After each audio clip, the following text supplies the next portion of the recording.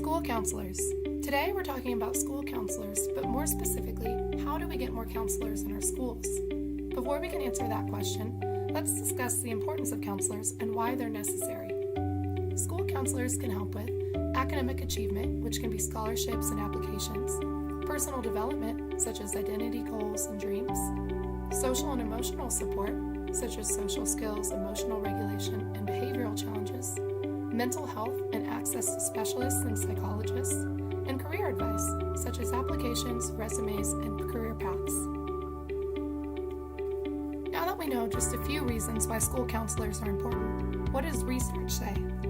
Research shows that schools with low ratios of counselors to students have a lower percentage of dropouts and a higher graduation rate.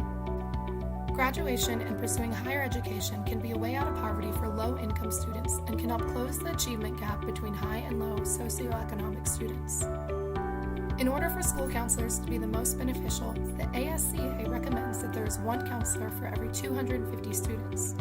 Our national average is one counselor to every 482 students, and Arizona has the highest with one counselor to every 924 students. In fact, in 2014, it was reported that 1 out of 5 schools were without a counselor at all. While this information may be disheartening, we now have clear evidence of how successful school counselor programs can be and how not only they benefit our children, but our nation as a whole. Between 2010 and 2015, Colorado invested $16 million towards school counseling programs. And by the end, they saw a savings of $319 million, and that for every $1 spent, there was a return of $20. And remember that desired ratio of one counselor to every 250 students? Colorado got their ratios down to one counselor for every 216 students. Using this data, we can see that getting more counselors in our schools is a big endeavor, but we have a successful example to lead the way. So how do we do it?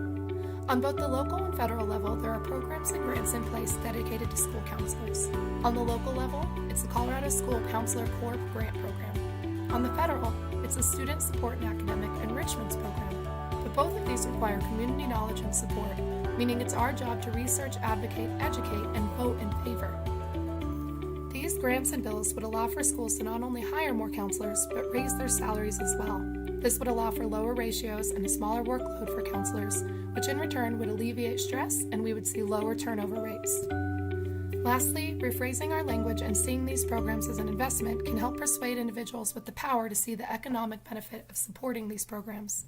And remember, investing in school counselors not only benefits the counselors, but our nation as a whole.